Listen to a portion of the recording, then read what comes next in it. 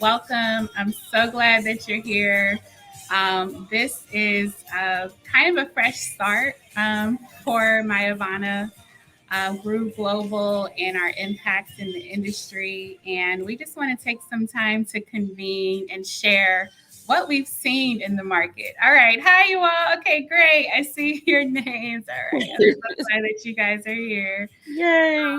We are going to share a lot of industry insights and consumer insights today.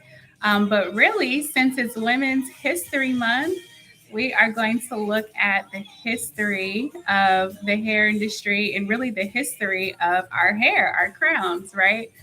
And really look at this from a standpoint of building generational wealth and really getting back to our history, our birthright, and our heritage. We know that hair is a very culturally rooted Mhm. for us. But the way that the industry has evolved is very interesting, to say the least. To say the least. So we are going to get into that today. Happy Women's History Month to everyone here. I hope you're feeling empowered, celebrated, and really everything that you need to be your best self and do what we do out in this world. You guys know that these jobs are not easy, right? Serving the hair and beauty industry.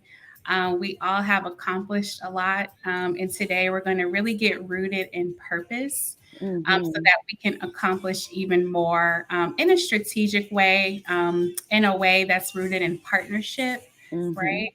We want to move forward in partnership together. And so we're going to share that today, what that looks like. And so we're going to first just get started with taking a look at the history of our hair. And what you guys can look forward to today is really how we're going to start establishing blueprints to help us build profitable and sustainable businesses to create generational wealth in the Black community. And Mhm. so I am again so honored. I'm so happy we are finally doing this. You guys have no idea how many years we've been talking about this.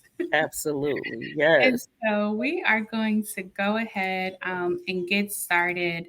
Um, we're going to get started by showing a quick video so that we can really get rooted in the history of hair. We will take a moment to view this and then get into the conversation for today. The history of black hair, our history. The history behind all elaborate designs and hairstyles originated in different ethnic groups in Africa. The first known example of dreadlocks date back to ancient Egypt, where dreadlocks appeared on many artifacts. Ancient Egyptians with dreadlocks have also been recovered from archaeological sites. Socially, hair grooming played a significant part in status and identity in African tribes. It was a way to identify someone's social status based on ethnicity, social rank, age, marital status, wealth, fertility, manhood, religion, and death. Twisting, braiding, cotton or wool thread weaving, adding animal fat or mud and clay were all techniques used to create these elaborate looks. Due to styling taking hours and sometimes days, much like today, women use this time of beautifying as a chance to socialize and form meaningful bonds with one another. In 1444, Europeans began to kidnap Africans of all social statuses and trade them on the west coast of Africa. Many wore elaborate hairstyles. Although the Europeans were first entranced with and admired the complexity of style, texture, and adornment of black hair, something had to be done to rid them of their identity to maintain control and dependency. Many slave owners shaved not only the men's hair but women's hair as well. This was considered an unspeakable crime to many tribes. In 1619, the first slaves were brought to Jamestown. After being on a ship for 3 months in unbearable conditions where hygiene, let alone hair care maintenance, couldn't be maintained, many of the enslaved Africans' hair was matted upon arrival. The enslaved Africans were no longer allowed to speak their native languages, do traditional dances, and maintain their hair in the styles that they chose. All of the African culture and grooming traditions began to disappear. Slave owners wanted to cut off the enslaved Africans' connection to their true self. They pushed their standard of beauty, fair skin, straight hair, and thin facial features. African dark skin, kinky hair, and wider facial features were deemed unattractive. Because of this, lighter skinned, straight hair slaves commanded higher prices at auction.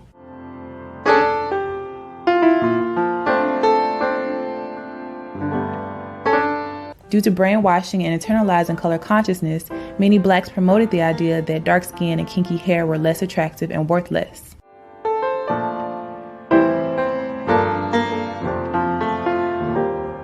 The enslaved Africans were given no way to care for their hair. In the 1800s, without combs and the herbal treatments used in Africa, they were forced to use bacon grease, butter, kerosene, and sheep brushes to maintain their hair.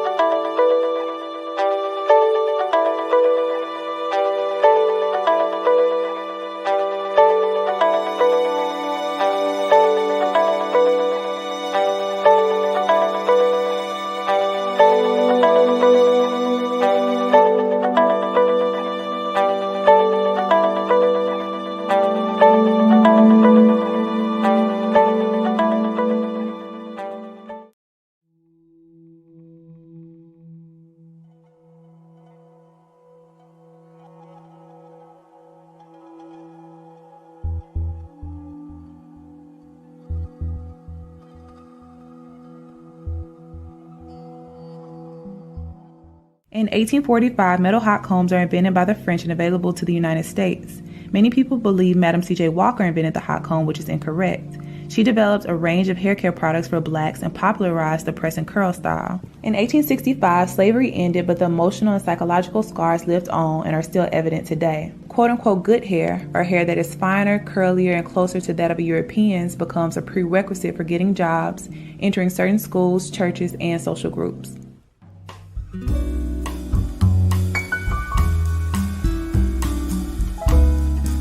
In the 1920s, Marcus Garvey, a black nationalist, urged his followers to embrace their natural hair and reclaim their African aesthetic. He is quoted as saying, "You must remove the kinks from your mind, not your hair."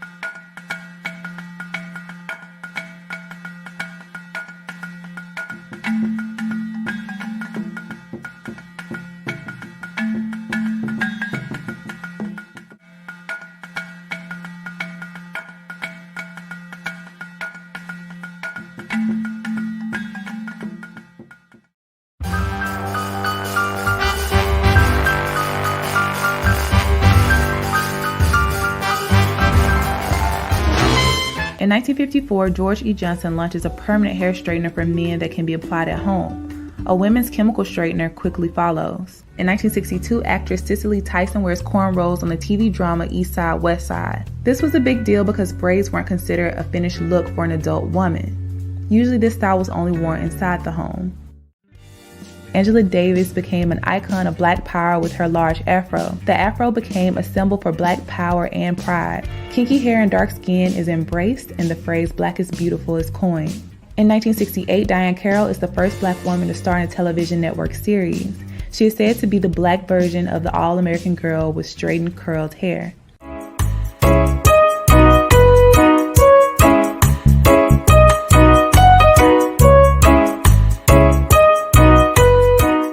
In 1971, Melba Tolliver is fired from the ABC affiliate in New York for wearing her hair in an afro.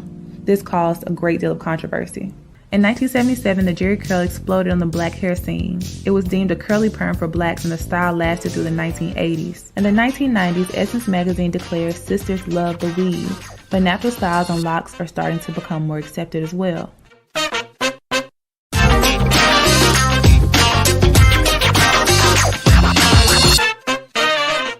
In the 2000s, relaxers, braids, and natural styles are explored by African Americans.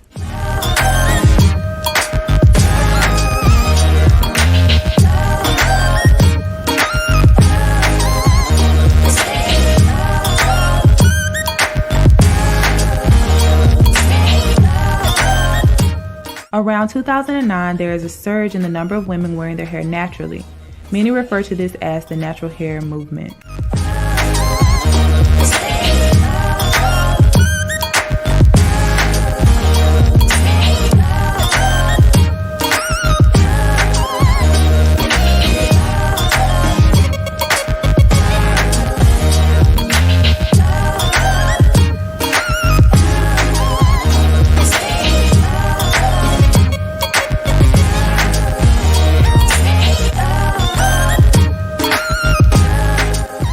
In 2006, black hair care is a billion-dollar industry. Black women consume 80% of the hair industry but only own 3%. Keratin and Brazilian treatments are marketed to smooth and straighten natural hair without damaging the hair. Naturals soon to find this to be false. Today, black women are wearing their hair in a variety of styles, both relaxed and natural.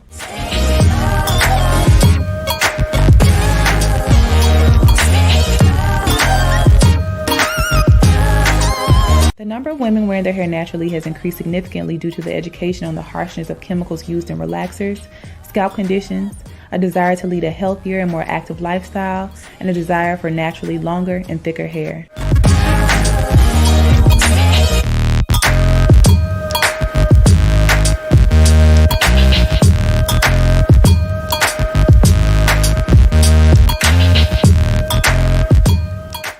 Many believe to truly embrace, understand, and appreciate our hair, especially in its natural state and how it directly relates to our culture, we must understand its history and be willing to maintain a certain level of integrity and respect regarding it.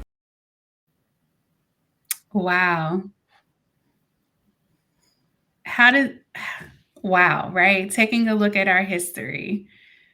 What are the thoughts that come to mind? And I want to acknowledge Chime Edwards.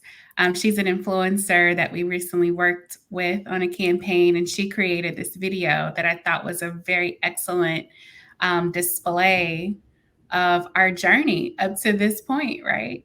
The journey of the evolution of our hair and the hair industry.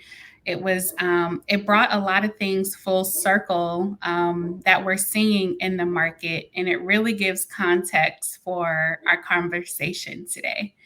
When we talk about the state of the hair industry and us convening today, and our intentions going forward is really to be a journey of liberation, to really stand on our birthright and heritage, to create generational wealth, but also take a look at how the hair industry impacts women's inner and outer beauty, right?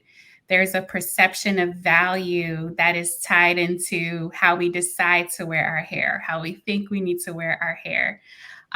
And there's also a desire for women to get back to knowing the value in who we were created to be, that sometimes challenges, the images we may see in the media, or the influences and trends on how we think we should wear our hair. And we're just sharing really the voice of the customer, because we have the honor of doing one-on-one virtual consultations with women, and we've done so since 2015. And it's always very eye-opening to see what's really driving the industry. And so we're also going to look at this from the lens of the impact of media and capitalism on Black beauty. And so as we saw, the end of this video and the birth of the natural hair movement, we have the honor and privilege of really hearing from the woman who led the movement, Miss Robin D. Groover. For those who don't know, she started transitioning women in the 90s, before we even saw this movement taking place, which was about like mid 2000s, right? So I want to take a moment to introduce this amazing, incredible woman that we are honored to call our Chief Hair Officer for MYAVANA. Robin D. Groover is an Atlanta-based experienced researcher, developer, educator with a focus on creative industries, including hair care, style, media, fashion, technology. And she's driven by divine intellect. That's what really unites us. She takes joy in creating and curating the best beauty and wellness products and services. And as a founder of several companies, her goal includes building a leadership legacy, entrepreneurship excellence, and helping change the world into a better place through global initiatives in manufacturing, distribution, and retail.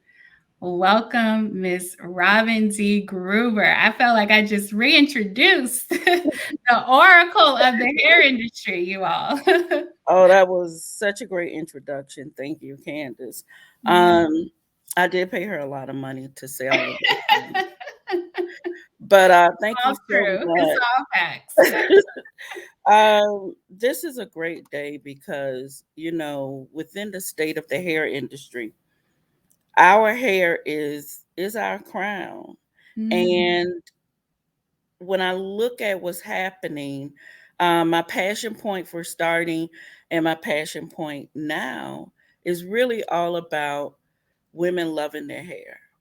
I mean, Mhm. and men, because we see so much versatility in both men and women now when it comes to their hair. And the video was great. It had me a little emotional, but it Me was really too. good. Um, the industry is such a great playground. The truth of the matter is, with all the things that I've done over what I don't know, 30 years plus, Mhm. all I wanted to do was play dress up. And as you can see, Mm. as my trinkets, Yeah. that's a fun part of it. And you talked about some things that are really important, like value.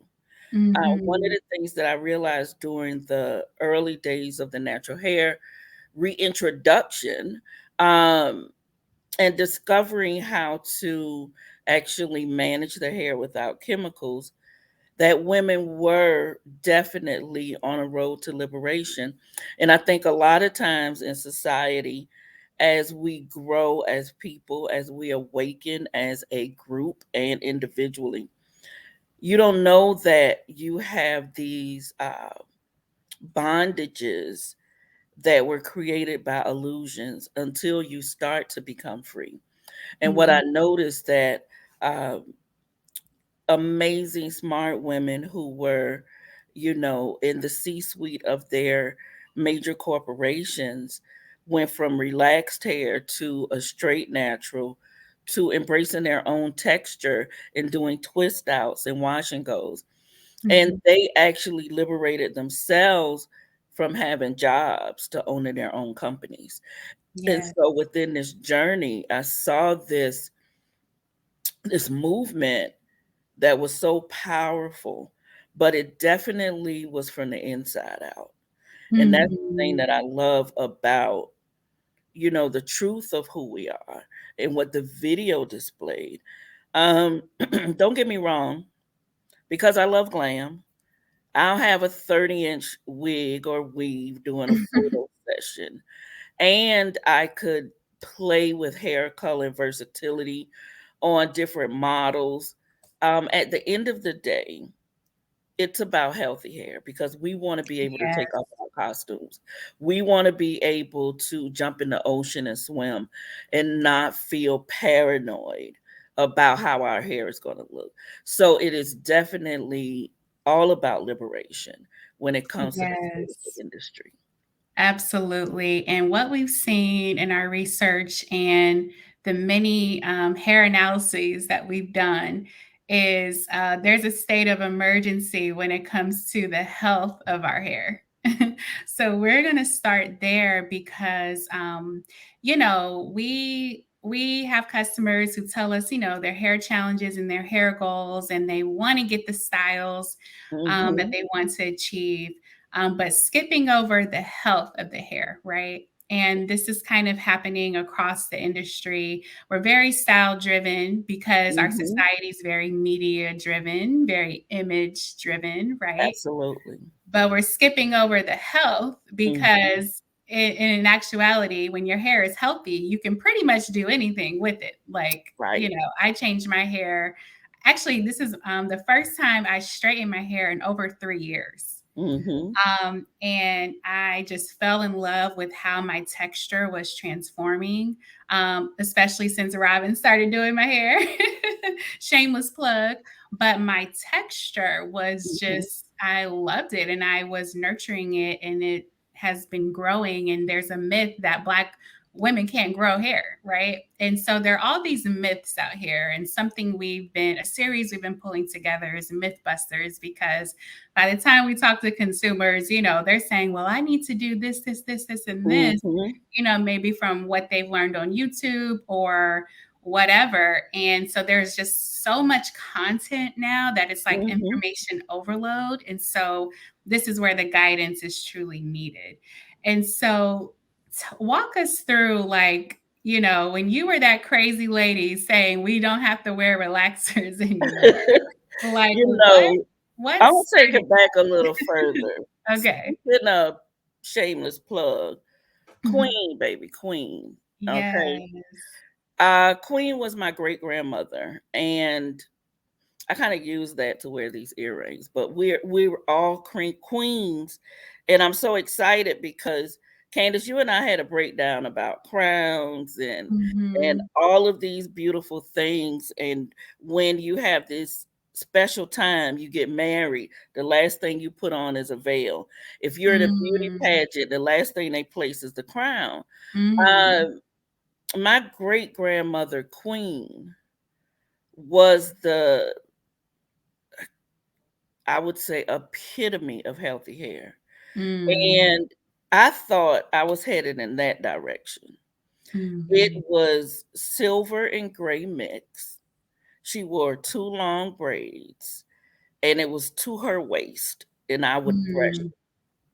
And I was like, in my mind, being that young, I thought as I grow up, my hair was going to get longer and be exactly like that for sure. Mm. Because I did grow up with long hair and big hair. And so that was my standard of health. Mm. Anything below that, I became very suspect. And Mm. needless to say, we went through an era of all these young Black girls grew up with a lot of hair. By the time they get to middle school, high school, uh, where's everybody's hair? And so by the time I decided to go to hair school, I had a short Anita Baker haircut. Mm. And I had gone through all of this big hair to, oh my God, what are we going to do with that bush? Because I wasn't the one in my family with the good hair. I was the one Mm. with the, oh my God, we don't know what to do with this hair. Mm. And so you go through that phase. By the time I got to hair school, I was like, "Mm, where's everybody's hair?" Mm. Which is something we're seeing now too, a lot of hair loss. Absolutely. Mhm. And it was induced by chemicals during this time. And Mm. so I started really thinking about what was the difference between my great grandmother Queen's hair and the hair of that time in the late Mm. 80s, early 90s.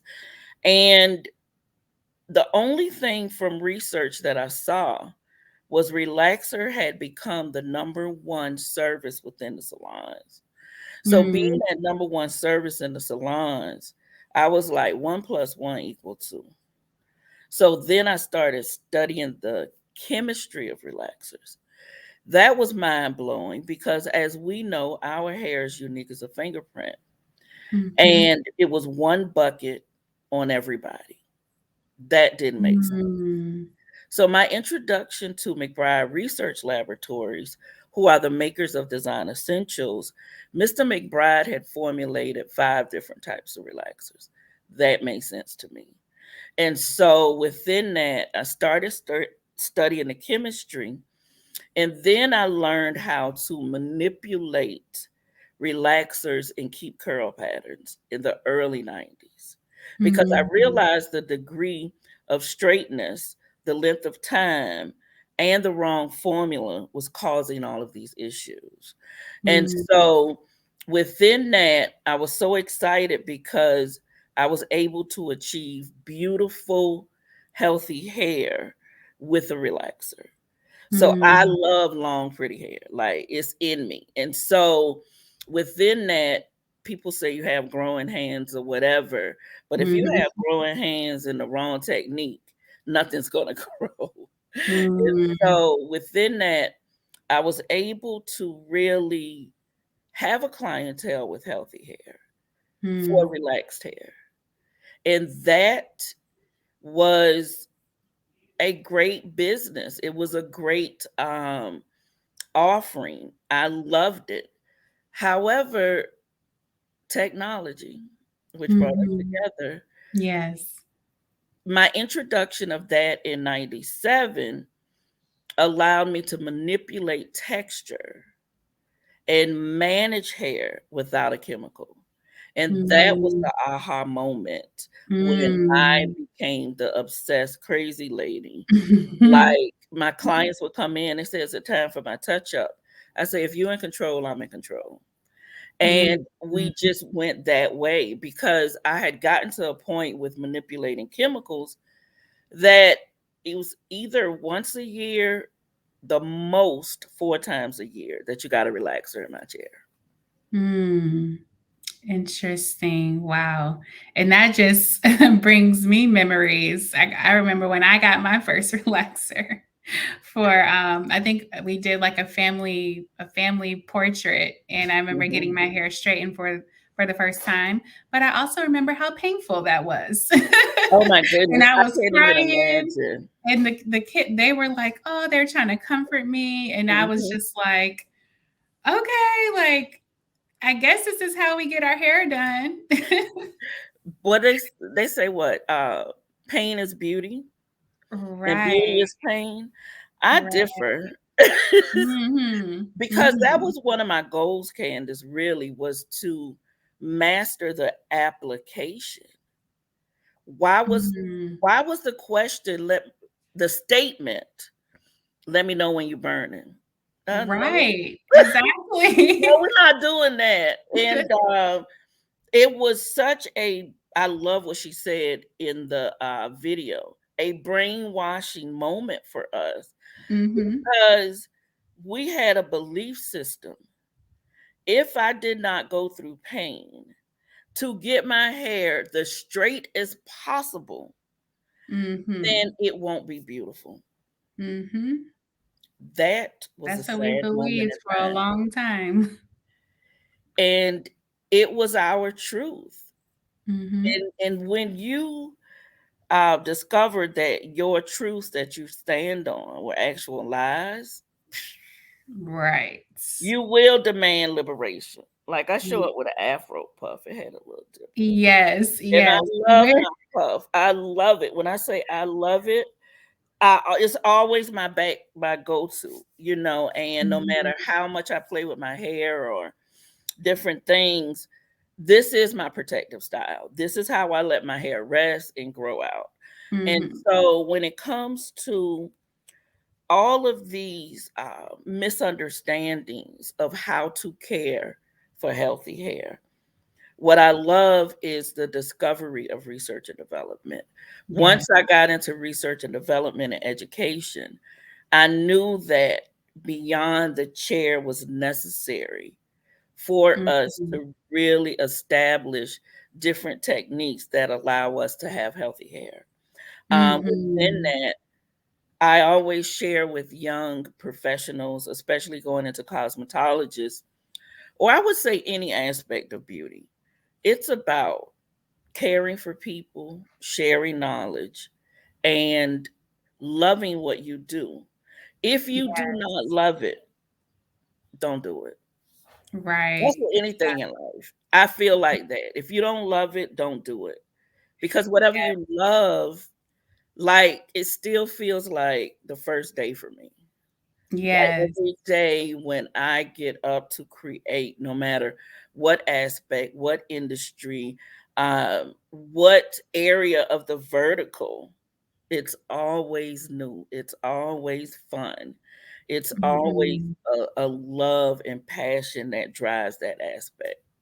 Yes, and you can win by leading with love, because what we're seeing is it's like this competition between making money, right? Mhm.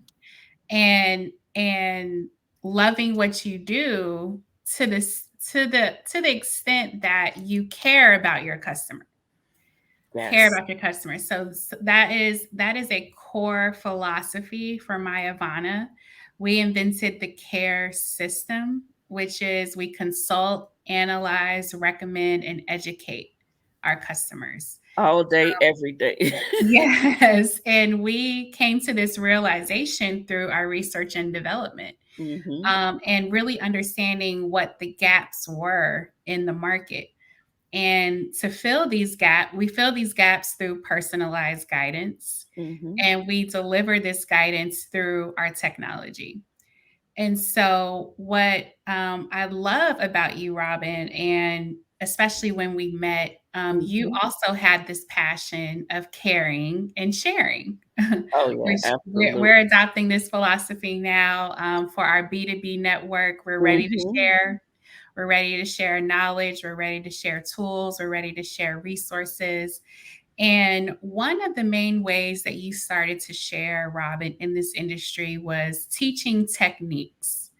Oh yeah. So, walk us through that because in the mid 90s, Mm-hmm. seminars started becoming very popular as a way to educate the market, but also Mm-hmm. to sell products, right? And so Absolutely. how was that? What was that? That You know, that that era, Candace, was so beautiful because one, shout out to the McBride family, Black yes, owned.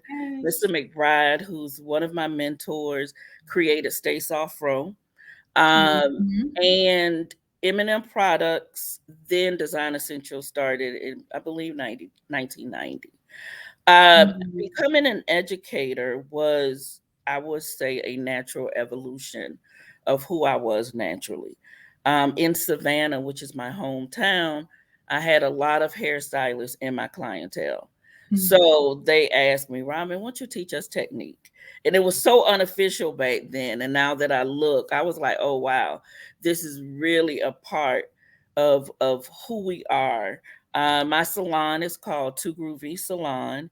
Uh, we opened our location here in Atlanta in 2003. We're about to be 20. It's so bananas yay. how And fast time that is a goes huge by. accomplishment. What? Please savor the flavor every day. And Yeah. so within that, the education part of the seminars was all about teaching professionals how to use products and combine it with techniques to get a good result. Mhm, Now, one thing I learned very quickly was the product part of the industry from a business standpoint is definitely the route to go. So mhm, retailing became huge. Unfortunately, the salon is not the epic center of retailing. However, we're going to change that. Uh, but what I would mhm. share with you, it all really started with the consultation Yeah. because I was never the person you could bring me a picture. I care not about the picture, the magazine, none of that, Right. because it was about the health of the hair. That's Yeah. what drove me to the science because honestly, I'm an artist. Uh, and I had no canvas. I cannot create without any strands of hair. I mean, it was just so that's what Mm, drove me to the science aspect of it. But the consultation allows the professional and the consumer to communicate, to look at the goals, to look at the challenges, and find solutions. And so within education, what I learned very quickly, if I give them a plan in a step by step process, after I analyze what's going on, I knew what mhm, to recommend, I knew what to educate them on. That is mhm, a process that mhm, allows you to really help the customer. Now, when it mhm. came to consultations within the salon, we were serving like 700 women a week. And the Wow. paper trail was unkind. And Hmm. so it automatically took me to wanting to digitize Mhm. consultations. Hmm. Then the science of understanding the scalp in the strands. And I share all of this because uh, the technology that allowed me to manage texture without a chemical led me to the technology of MYAVANA in collaboration Mhm. and partnership. And Yeah. that was really important because my question and my prayer was, how do you stay relevant in beauty? Mm. What is the answer? And I prayed about it, and God said, what gave you your most success? Now, they call it the silk press. During this time, I really was looking at how to save strands. I had no Mm. idea about intellectual property. I was not thinking about, and you mentioned it, the money aspect. In Yeah. the beauty industry, money was the bonus for me. I wanted to not go to work and I wanted to be my own boss. And Mm. so within this, the technology aspect now allow us to have a container without any boundary. We Yeah. can help people without having to touch them. Even Mhm. though we know it's the combination of the professional for certain services, but the empowerment of being a concierge, of recommending products through our Mhm. software, using all of these great things that advance society with good intention is what Yeah. I get excited about. And Yeah. so the the nature of moving through the hair industry or any industry at this point, technology as a catalyst without any boundary was so Mhm. exciting. And so Mhm. as I prayed, God directed me straight to you. We had Mhm. lunch, and the rest is history. Yeah. And the question really was, and you're so good. Let me just give Candace a shout out for being one of the best Oh, CEOs ever. thank you. And watching you start this company and travel to this point has been so beautiful. And when we met, I wanted a service and I gained so much more because I just had Mhm. questions. I'm scouting now. Who gonna do my tech? And when God tell me something, I have to do it. Mhm. He said, I need you to park here. And I was like, that wasn't my plan. Right. But his plan is always better than my plan.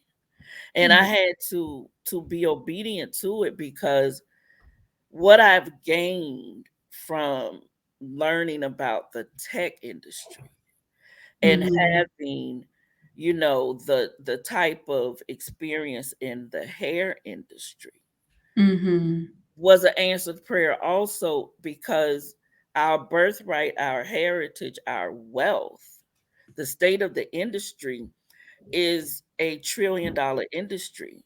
Where Yeah. are the millionaires and billionaires of beauty who are Yeah. working hard all day long, and we're the number one consumers? So that didn't sit well.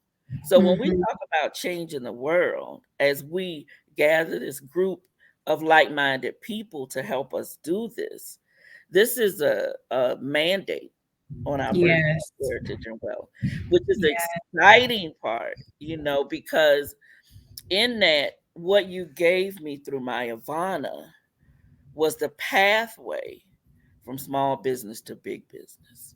And I think Mhm. that within our state of the hair industry is the movement, is the shift in Yes. order to have our hair and beauty network put a stake in the ground and say, we own market share that's significant. Yes. We own market share that's significant. And put that in the chat, whoever you are, we Yeah. own market share that's significant. And Yeah. it's very key about we Mhm. pair and share. And Mhm. that's what this has been about. Being in the Mhm. salon industry, when I studied the top 200 salons doing a million or more per year in the year 2000, I was doing my research and we were not on the list. Mhm. And I was like, something strange. Mhm. But what I realized, the business model, the business operations, the structure of how to build a company was missing. But there Right. was a formula. And Yeah. studying that formula, my partners and I really created something amazing when it came to uh, building a viable salon model. And Mm-hmm. throughout the years, you look at it and you say, okay, how do we scale service? Well, Right. the key part is to come. Because when we start looking at how to craft our business models and innovate them so we Mm-hmm. can own them, and which Mm-hmm. is another reason why our hair and beauty network is so important, we have to be able to do it together. So Yes. as we look at our vertical within the industry, the hair industry reaches and touch so many parts of the ecosystem. And I share Mm-hmm. with people all the time. I'm like, nah, we're a tech company for real, for real. For real, for real. Hair is great, but we are a tech company. And I say that in a very humble and truthful way is because the advancement in which we can support other businesses is Mm-hmm. so important because I know a lot of talented people. I know a lot of great artists and stylists. And my goal has always been to build infrastructures that they can build a life and a lifestyle where they didn't have to work as hard as I worked or work Mm-hmm. hard without the ability to have your hard work for you. So all of these things you learn, and to see stylists go from straight out of school to within a year go to six figures without doing any hair extensions was so exciting because you look at these models and the work balance aspect has to now be in the front and not the back. And Mm-hmm. that's another exciting thing about watching you grow as a CEO is you positioned and prioritized, as driven as you are, that balance. And Mm-hmm. congratulations, being married and having twins and then running a company. It's Mm-hmm. like, oh yes, I can have it all if I'm Mm-hmm. intentional about having it all. It not saying that it's easy, but nothing's easy, but it's definitely worth it. And so, Yes. yes, I would just want to say that's the birthright, that's the heritage, and that's the wealth. Because we always Mm-hmm. just look at the money. The money is a Right. tool, the money is a pathway, the money is a good thing, but the money is there to buy us freedom. Period. Yes, absolutely. Absolutely. And I approached this problem through technology because that was the only thing that I knew. Like when I was going natural in college and I was trying all these products and nothing was working and I was asking around and it was like a trial and error process. I'm like, this could be so much more efficient. Let me build an app that can recommend the best products for me to use. And And I so loved I it. started researching the science of hair and saw all these variables in our hair strands and the products that we use and how we apply products, techniques. And so I'm like, this is the perfect condition to create some algorithms to see how this works. And I'm like, yes, that's what I love to do, right? But another thing I saw was, speaking of wealth, a lot of wealth inequality. Because when I started my market research and customer discovery, and I entered, a tech startup accelerator to start building the company, everyone that I was meeting with were white men, right? In a beauty industry, right? And I'm just like, okay, like something seems a little off because Black women spend the most money in this industry, right? So it's a huge imbalance, right? So we're like, okay, that's another problem to tackle. But then the other thing was, where's the professionals? Right. Because at this stage, everything was about YouTube, right? Mhm. Mhm. Everything was YouTube at this point. Mhm. And let me tell y'all, I don't have time to watch YouTube. That was just me, right? Like I, have my thoughts and my time set on other things. And I'm like, okay, on top of that, her hair doesn't even look like my hair. So how do I know if I do the same thing like she's telling me to do in the video, I'm not going to get the same result? And so that's where I saw the need for personalization. And Oh, so we did pioneer the personalized hair care segment in this market, which we now know we've seen, which is largely customized products, right? mhm. Which is a very expensive business model. And I wanted to stay focused on the software Mhm. because with software, you can distribute that to any device. And so my one of my role models at the time was Bill Gates. And I Absolutely. said, I'm going to be the Bill Gates of beauty and build software like Microsoft that can be distributed on millions of computers because then I can reach you where you are. I And love it. so as the market started to move, this was 10 years ago, Mhm. 2012. So we're celebrating 10 years in business this year. Ooh, Amen. ooh. Hallelujah. Made it through. You guys just don't even know. Well, y'all do know.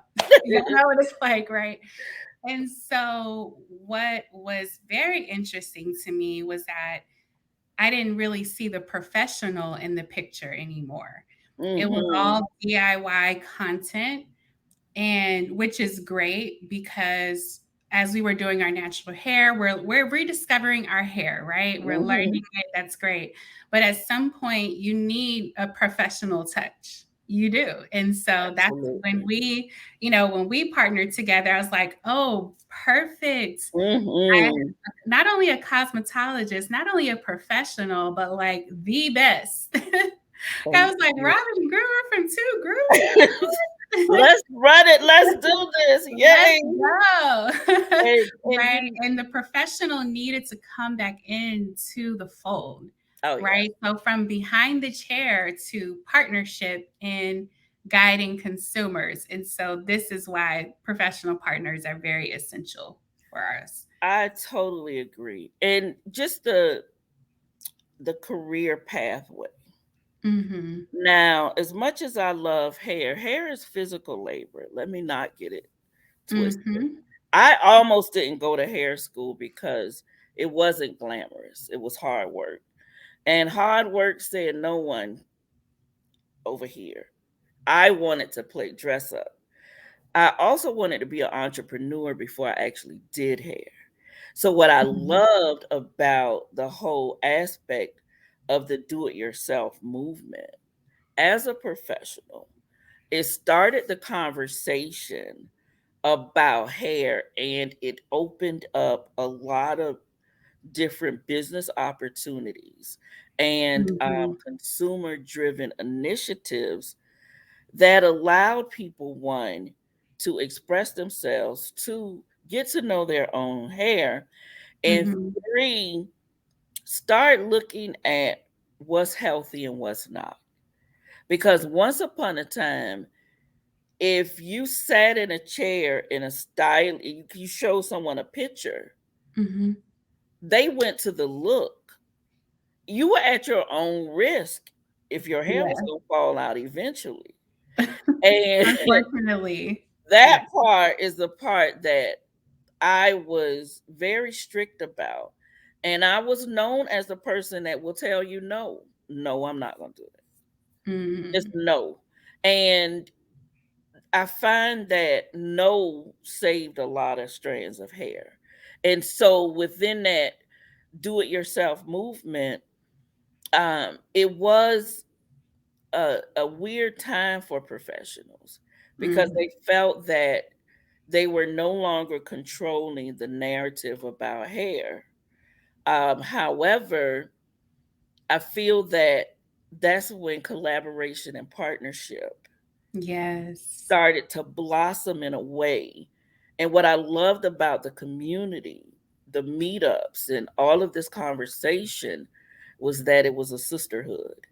So Yes. being positioned the way that I was positioned, I was very blessed to be the stylist of a lot of the pioneers of the natural hair movement in that way. Yes. Yes. And so I was a part of the conversation. I was at the mix and mingles and all of this, black girl magic culture, which Mm-hmm. allowed me to run into you. And I mean, Yes. Yes. I was so thankful and excited because, within our industry, sad but true, you can still name the people of influence. Uh, Mm-hmm. and then we have all of the consumers all over the world. But when we think about success in our market, about who we are, I have to say, Lisa Price, thank you so much for Yes. being a person that inspired so many women of color to actually go for it in the business aspect. And Mm-hmm. when I met you, I was actually going to talk to Lisa at the Bronner Brothers show. And Yes. so that day was a beautiful day because you can see the foundation laid and the future all in one aisle.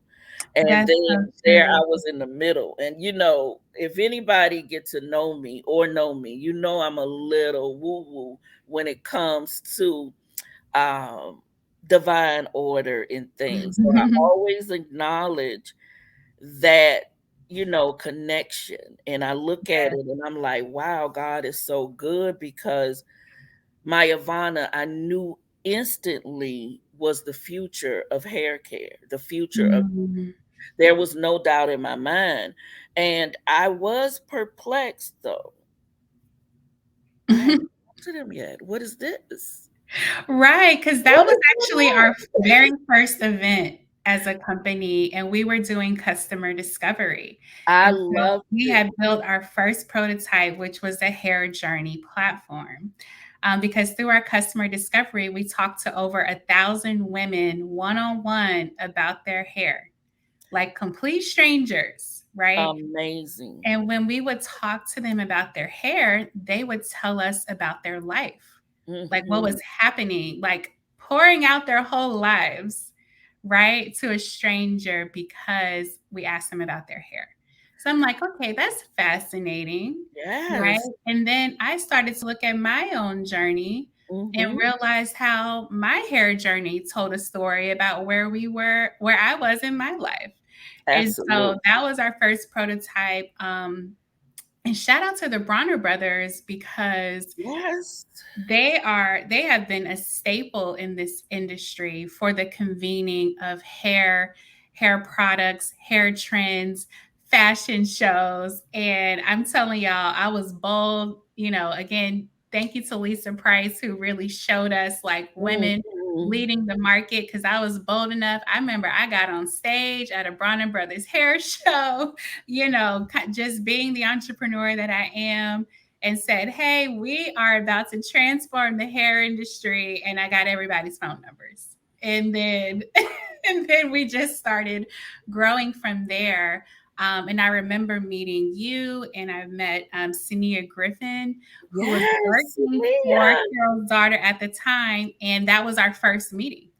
Our first company that we met with was Carol's daughter, and so it's those shows were so amazing because everyone was there. Like Everyone everyone was was on there. the floor and we were meeting everyone. I mean, everyone. And I it loved it. it was just like hair heaven to me. I'm like, Yes. And it was so funny because Bronner Brothers was one of the first hair shows that I went to. I was still in hair school. And I was like, oh my God, what is this? And during that time, remember, I said I started out as an artist. So I was one of the Bronner Brother people, and I was having a good time because I could really play dress up and go all out with what I call statement hair. yeah. And by this time, I was talking to the guys in New York at Carol's daughter. I was like, Lisa does not need to come to Atlanta. And it is so funny, but I love the fact that she did, because Mhm. her love in the heart of the people is Yeah. really what was desired. And that's the thing about balance between on the ground and then at the top of the food chain of the industry. She showed that balance. She showed that Mhm. the people are really what matters. And when I met you, it was so funny because it was quite a group of people around your booth. Mhm. And I don't know why I have selective memory, but I remember you, and I know that it has a lot to do with your smile. And as we Probably. grew together, I was like thinking about different events, and I was like, she was always there. Right. When we looked back, I'm And like, I looked at Will, was like, you right. were Somehow you always end up having my there. number or my email and got in contact with Exactly. me. And I'm Like, like, I didn't know who I was like, and I was like, oh my goodness. And those divine connections are so special, and it have to be honored. And the thing yeah. about the beauty industry, especially in the salon area, um, it has not been known as an industry of sisterhood. And so Mm, it has been known as an industry in some situations of gossip, in some situations of mm, competition. And that is not the posture that I ever took. I always wanted unity. I always wanted one big happy family. I always wanted people to get along and care and share. mhm. Like, that's real life. And Yeah. so with that, when Too Groovy came to market, we were not in the mix of salons. It was like, Mm, oh, there go Too Groovy over there. I felt like we were isolated. But mm. to my surprise, we actually ended up getting an Icon Award from Bronner Brothers. And I was like, yes, Wow. we are part of the industry. Yes, Oh, and a very well-deserved award because you all grew what 600% in year one. we really That's did. unheard We of. really did. And let me share this for all the entrepreneurs. Um, that 600% was a surprise. Mm, Always have your growth strategy. Be ready mhm, for your growth. mhm, Full transparency, we were not ready for growth of that mhm, magnitude because it was overwhelming to a very large degree. Because mhm. what I had to learn very quickly is there's a group of people that work in the business and there's a group of people that work on the business. And Right. when you are building a company, you have to position yourself to work on the business versus in the business. Everybody start Mhm. off someplace, but have your growth strategy in place, because if you get to a tipping point, you don't want to get bogged down in the day-to-day operations and miss a window of opportunity of expansion of going from one location to 100. And Mm, that is real talk. I've lived it, I've seen it, and I was like, wow, that's a heck of a lesson. So your growth strategy is really important, especially now when we hear things like going viral. yeah. You in the right place at the right time, having the right conversation, and then all of a sudden you have a million customers. Does your supply chain supply you with enough Right. Because let product? me Their let me tell operations you to something. handle I that. learned that real fast. We got Yes, a Candy call Love. one day to come on the Real, the talk show, the Real, and they called us like on a Friday, and by that Monday we flew out to tape the segment. And I promise you, I like looked at our servers, I looked at our infrastructure, talked to our service provider at the time, made sure everything was good. Next day, the website still crashed. Millions of people watched that episode, went to our site. We got so many orders overnight, and I was swimming trying to Yeah, fulfill we these was like, orders amidst all the changes that were happening in our company at the time. So right. having systems to scale is like so critical. And that's one of the key things that we're going to highlight in our hair and beauty network because Hmm. there are millions of women to serve on this planet. Okay. We have a global customer base and Yeah. we need help. I'm just saying that we need help serving Right. them, right? We need Australia, right. Look, we go Japan, to all the Alaska. countries every day, like, and it's a beautiful thing, right? But we decided to focus on B2B because when we serve the end consumer, right, who's all involved? The hair product manufacturers, right? The people who make the products, the salons. We recommend a stylist. We got to direct you to a salon. Then we're recommending the products. Where do you buy them? The retail stores, the beauty Right. supply stores. So we took a step back and we're like, oh, there's a whole ecosystem here. Like, let's connect the dots. And so yeah, that was like all 2016 pretty much. And it was such a good year. I mean, because that was, as a visionary, and we had that in such common. Like, I could tell you something and it doesn't, you're like, Mhm. oh yeah, Gru, we could do that. And Mhm. that is so important to have that around, people who are Yes. going to fuel you and believe that you can go beyond what you've ever seen. And that's what faith is all about. But also knowing that you have everything inside of you that you need to push to the Yes. unlimits, not the limit. And so with Mhm. 2016, and when we started building out our ecosystem in real time, it was like, Mhm. oh yeah, we're gonna have to have a hair and beauty network because Mhm. this really, and it is, we're saying it right now, this is about the hair industry. Yes. This is not about Robin. This is not about Too Groovy. This is not about Candace and MYAVANA. This is about the hair industry. And Yeah. why is it so important? Because we care. Because we care. We really And do. shout out to our fabulous team of people that on our leadership, Shirley, along with Tanisha and Karen, welcome. When we're in our leadership meetings, I just want everybody to understand that the care part is not just a buzzword, but it's a truth. Because what we realize is that several things. Your hair is your crown. If your hair is numbered, and God knows the number of strands, they're important. And Right. also, self esteem and self love, self worth, and awareness is Yeah. so important to flow through. We all Yeah. know the term bad hair day. How many people cancel the event? We're like, nah, my hair looks super crazy. I can't even Right. Or don't want to show up to a meeting or don't want to go to right. class because your hair looking crazy. That was me. I didn't want to go to class.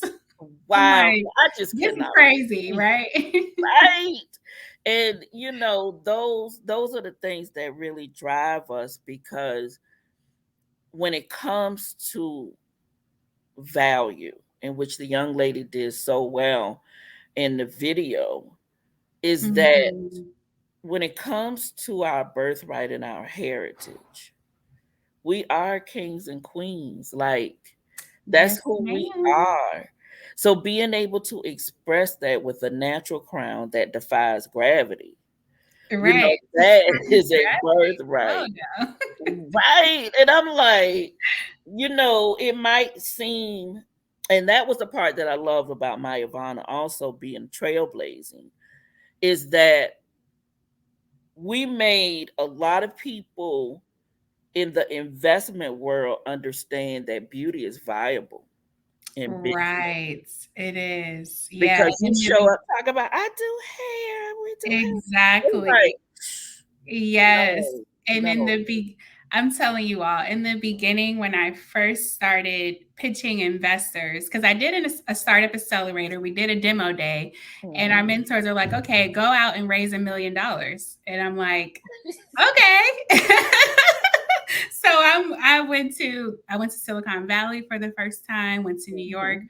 raising money, right? Raising money. And they're just like, okay, what is this natural hair thing? Like, they just like made it sound like it was like this cute, like, A okay, but I toy. don't really know.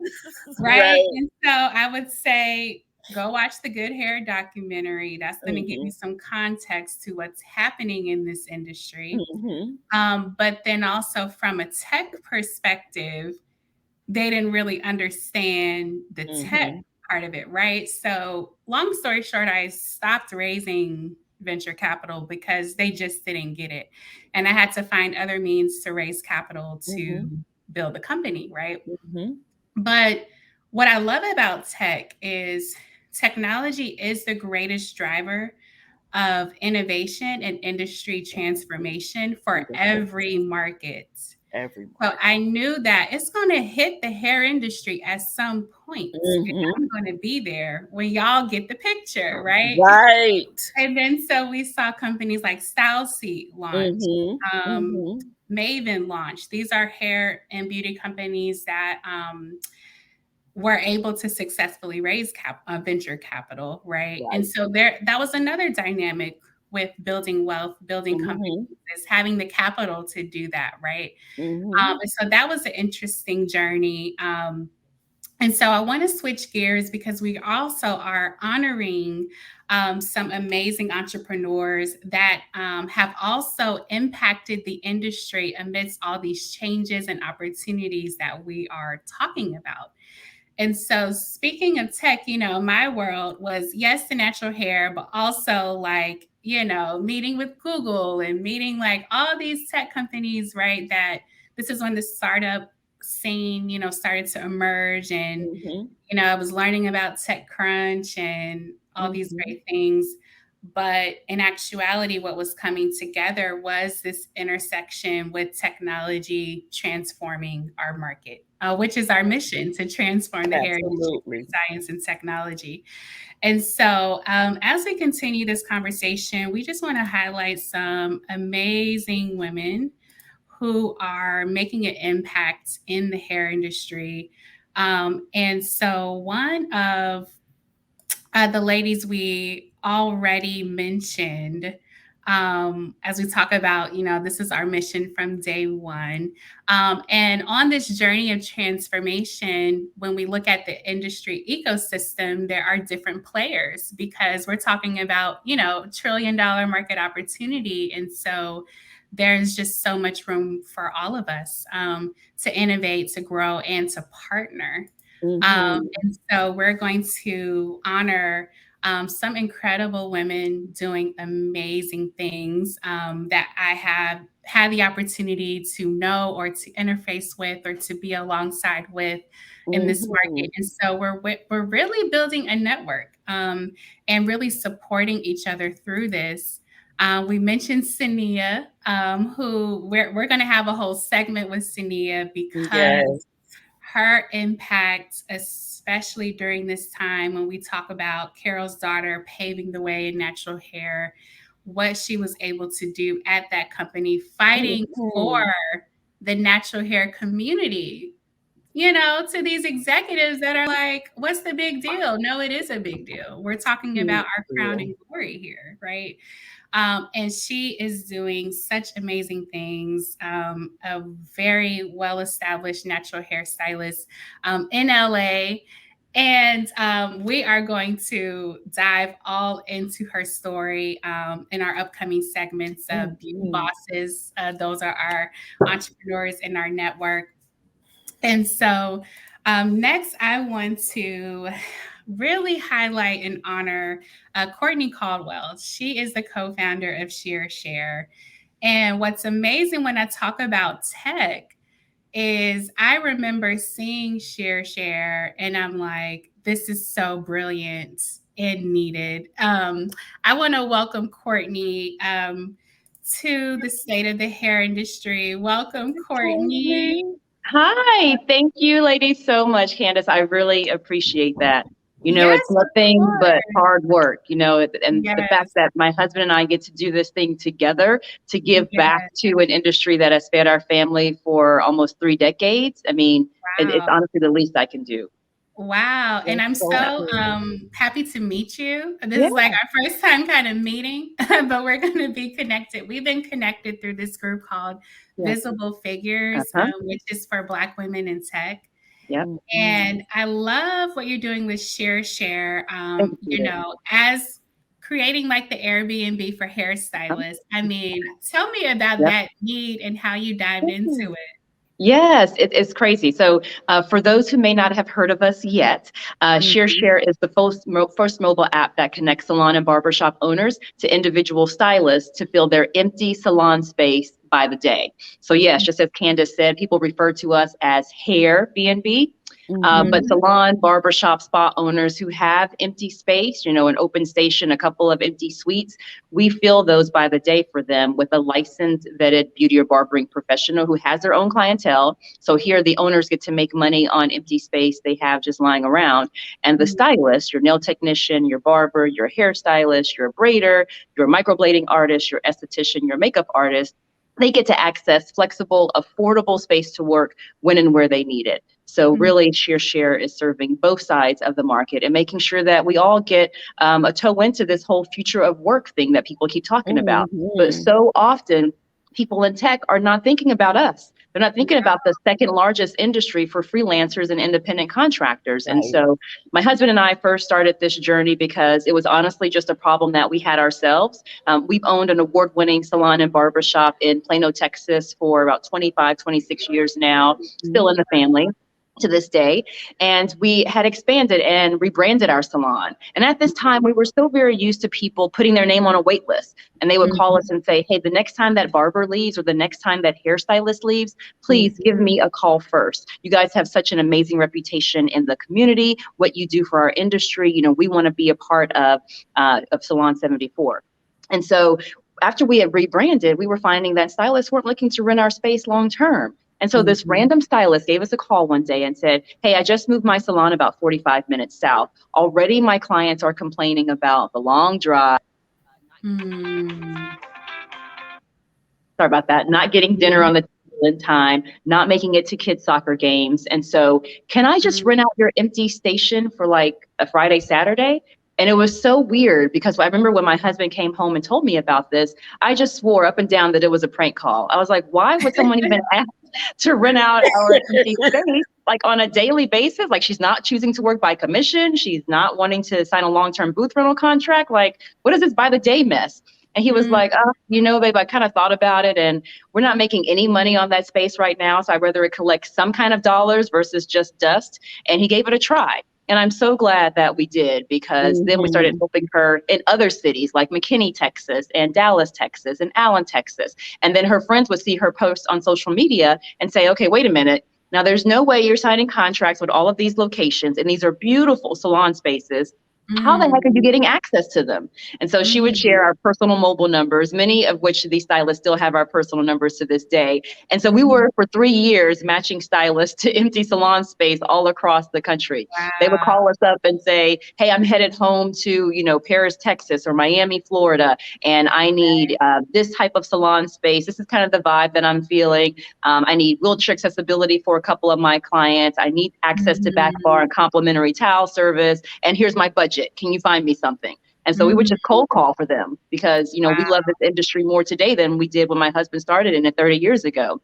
And so Yeah. here we are creating Share because one day my husband finally said 8 words that completely changed my life. He said, I think this needs to be an app. And I was like, all Yes. right. I said, yeah, because it's starting to get a little busy. Like this starting to feel like a Yes. full-time job. And when we went out to Google to try to find this app that does what we do, it Mhm. didn't exist. And so that Mhm. was the day that our lives completely changed. And here we are now with listings across 900 cities. We're helping to keep our small businesses open. Even Yeah. during the pandemic, we helped over 150 share community members get approved for PPP funds after they had originally been denied. And there's so much more that we are looking to do for our industry. Just launching version 2 yesterday. So Woo! excited. You guys got to give it a try. Thank you. Congratulations. That was the labor of love for more than 9 months. But Wow. it's our pleasure and that's our duty and it's our honor to serve the people who literally touch and make people's lives better every single day. So in our way, we're helping you leave your mark where you're using our small business to empower your small business. Yes, absolutely. And giving so much flexibility and resources, that is the power in building together, right? Yeah, Yes. And the fact that, and it's also divine timing for you, right? Like yeah, who would have known, 25 years ago that you would be at the forefront of the future of work with yeah. technology for the That's silent right. community? Yeah. It's just incredible. And actually, I know you searched on Google, but the first time I heard about you, you actually won a pitch competition with Google Yeah. to start Share. And that's how I heard about you.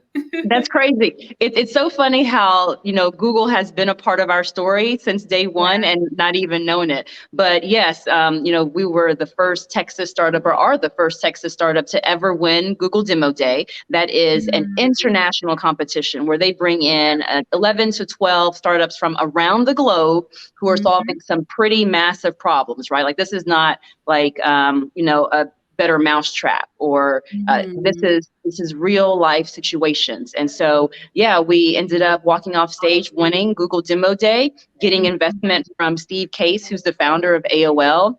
Then mhm. getting investment from Mark Cuban, getting investment from Arlen Hamilton, who is an amazing VC. She was actually the first Yes. venture check into Share. Getting investment from Thaddeus Young and his wife, who's an NFL player, getting investment from a Dallas Cowboy. I mean, the list goes on. And so Mhm. it's not that, we're doing this alone. We have the full, and when I say we, our industry, beauty and Yes. barbering industry, people are paying attention and we have the full support of those who understand that this is an industry that has really been overlooked when it comes to tech. And Yes. Right. this is our way of giving back to an industry that we love so very dearly. Yes, That's so beautiful. absolutely. Let's give Courtney a round of applause. We just want Thank to give you. you your flowers right now and just Yes. say hats Yes. off Thank to you. you, Thank you. salute to you, because this is the innovation that we're talking about, Yeah. right? Mhm. Mhm. We deserve the best so that we can Yes, serve the industry that's right. in the best way. And so you're doing so much of that and more. And I Mhm. appreciate you for making the time to join us today. I know you're out at South by Yeah. Southwest, so get it. Meet all the people. Tell them I Yeah. said hi. I'm like, look, y'all, I'll Well, see y'all next year. thank you, Candace. I But appreciate you too. yes, thank you Yes. Thank for you. joining, and we will Thank be you for what you in do. touch. Yes, and I'm so proud of you. Thank Yes. you. Thank you, Courtney. We Thank you. appreciate Keep you. encouraging us. I feel the good vibes. I feel your prayers from your Yes, mouth to God's ears. I really appreciate what amen. you're doing. And it is Yes. done, girl. It is All done. right. We got you. So Thank you. much more success. Absolutely. We'll be in touch. And again, I'm just so very grateful, like that we get to really witness what we're talking about, right? Like Yes. we're Yes. not making this up, right? It Mhm. is building in real time. And I think that the beauty of our network is we are connecting two very powerful worlds, right? Hair Mhm. industry and tech, and really creating new pathways and new ways to serve this market. And as we talked about, Robin's contribution in the areas of education, right? Mhm. And being so adamant about the consultation, right? We need Mhm. the consultation piece. We were delighted to meet an amazing hair industry professional. Actually, I want to say in 2017, we Mhm. connected because we started to prototype a digital consultation system which is now our salon success system that we'll be telling you all about pretty soon. But what was very interesting about our next honoree, Dr. Susan Walker, is she's very passionate about education, consultations, and the science, just like we Mm-hmm. are, and saw the value in the science, bringing the science into what we do and how we consult our clientele. So I want to invite Dr. Susan Walker to the stage. Hello again. Hello. So Hi. great Can you to hear see me? you. Hi. Hi, Dr. Susan Walker is amazing naturopathic doctor and founder of Earth Tones Naturals and a member of our Hair and Beauty Network out in Canada. Shout out to you and salute to you. One of the things that I absolutely love when we connected was your knowledge about the hair and the science of it, and that you took your time to really study the science. Like, what led you to really want to dive in this way and start approaching this industry from a consultation standpoint? Well, thank you for having me, Candice and Robin. Nice to see you again. Nice to see Um, you. so the whole premise of the consultation was really based on how I was seeing patients as a naturopath. So before I started the product line, I would do consultations with clients with respect to their health goals. And there was a specific format that we would follow. It's the SOAP format. So subjective, objective, assessment, and then plan. And so when I created the Earth Tones Naturals product line, I realized that yes, people wanted product, but they also had these hair issues that they had no clue how to deal with. No matter how many YouTube videos they watched, or what friend told them what to do, nothing. They weren't able to reproduce results. And so I started opening up consultations. Now, this was a relatively new thing at that point in time. There was no one really doing consultations. It wasn't really a thing. So I said, okay, we can do a consult. And so I never had a location at that point in time. I would go to people's houses and do the consultations there and just help them with their hair in general, with their various issues. And I decided to, instead of kind of giving them a regimen that everyone received, I really tried to make it customized based on my work as an ND. So as an ND, we go through the client's health history. We try to pull out what they're coming in for, and then we do an assessment. So in my case, assessment would just be a really simple objective hair assessment. When I'm seeing a client for wellness, it's blood pressure, heart rate, etc. And then I would give an indication of what I thought was going on, and then they would leave with an actual personalized regimen. So that's at that time what I was doing. Yeah, and it was so much synergy. Yes. What we were creating at the time. And so it was like, oh my gosh, somebody gets it. I just remember thinking that. I get it.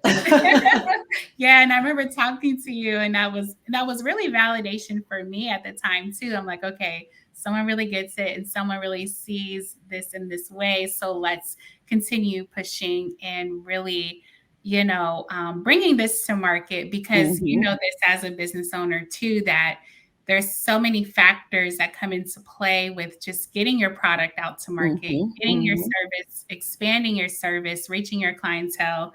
And so it's been years in the making, but we are here now. Absolutely. Yes. And I just, the whole team just really admires your knowledge and how you approach this, especially when you shared the inspiration from your daughters as well. Because when we talk about, generational wealth, we can't mention that without talking about the generational impact of what we're doing and being pioneers in this market, is that so they can grow up embracing their natural hair.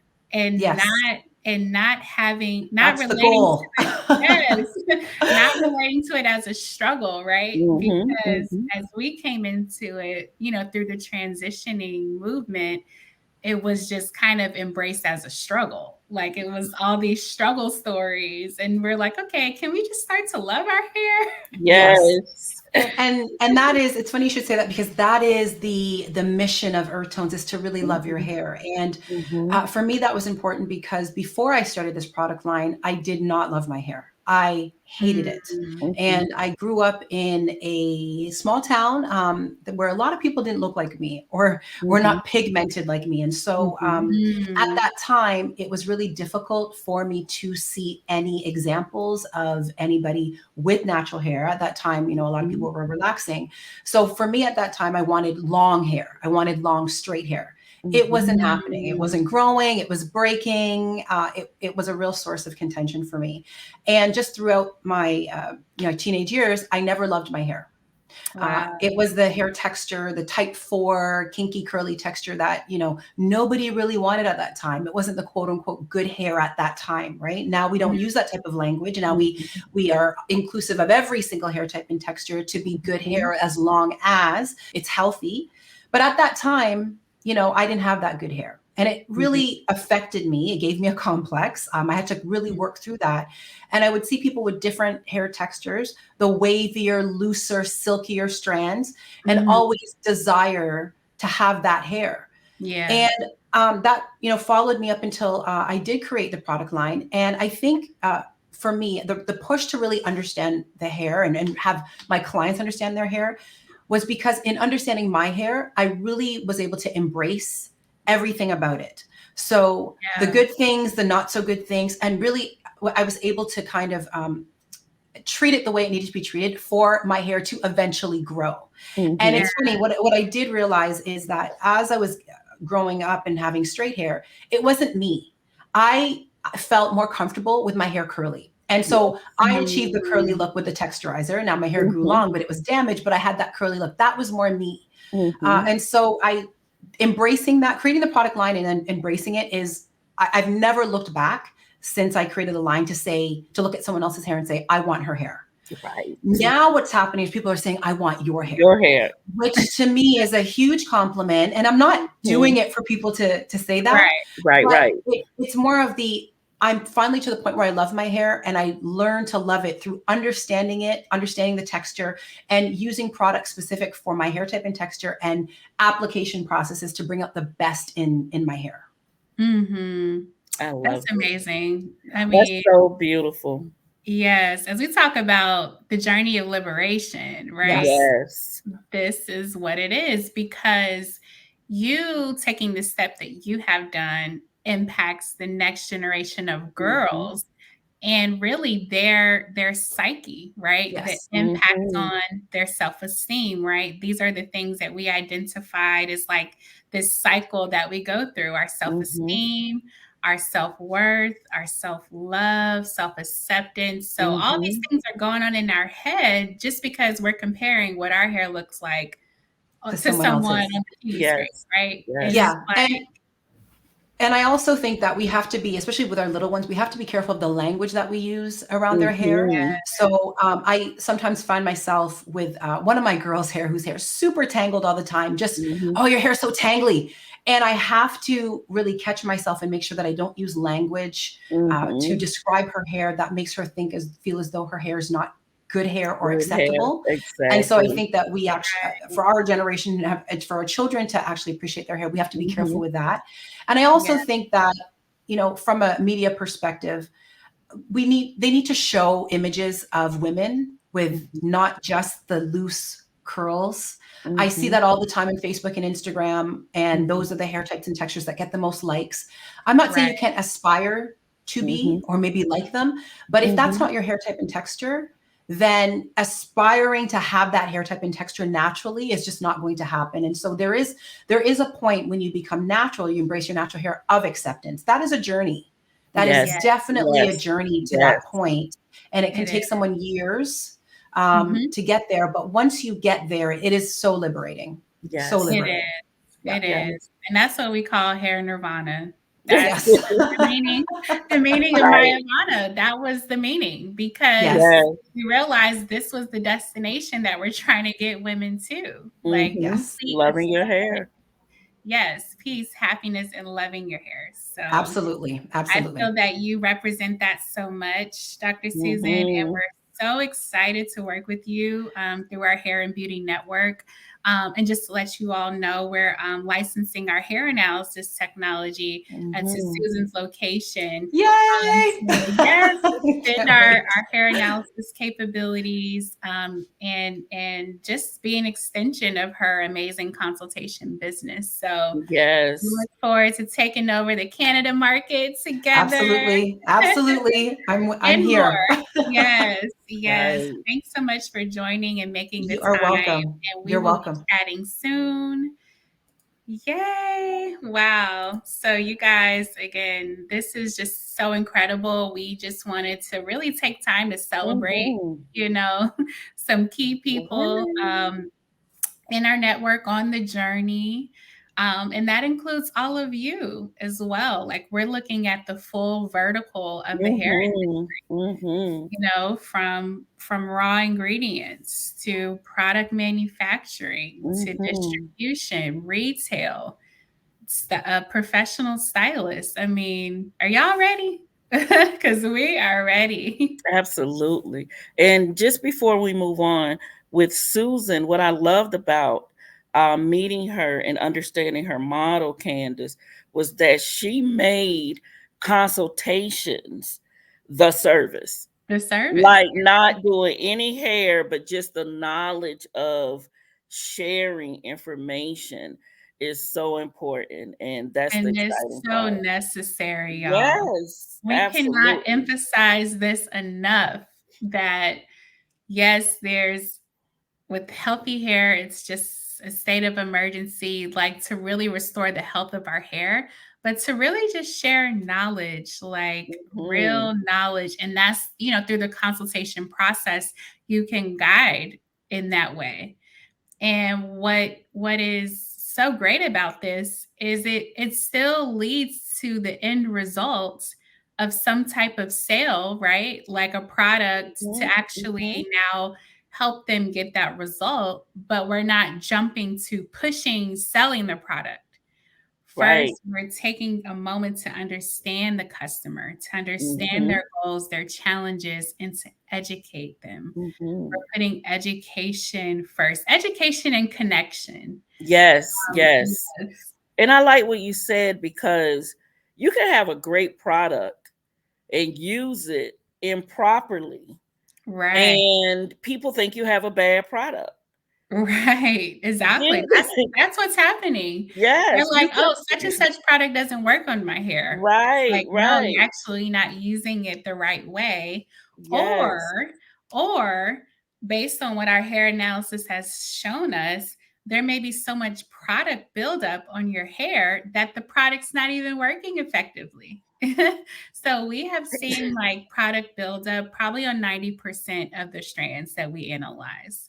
So Yes. what does that mean? It means that and we ask for clean hair when you send in your hair strands, right? So this is after someone has washed their hair, right? Mhm. So what this is showing us are quite a few things. One, not washing their hair correctly or thoroughly enough. But also using so much product, right? What were we called in the beginning? Product junkies, right? Right. That was like the whole thing in this industry, right? We would do the product swaps and we would, pile on the curl puddings and stuff. So, the consumer began to think that the more product that I use, the better. Mhm. But Yes. we know that Yes. that's not the case, right, Robin? And actually, I Technique want to is highlight something about everything. you, Robin, Mhm. because one of the things that really started to transform my hair was proper cleansing, right? Which you are the master at that, but also Mhm. steam therapy, right?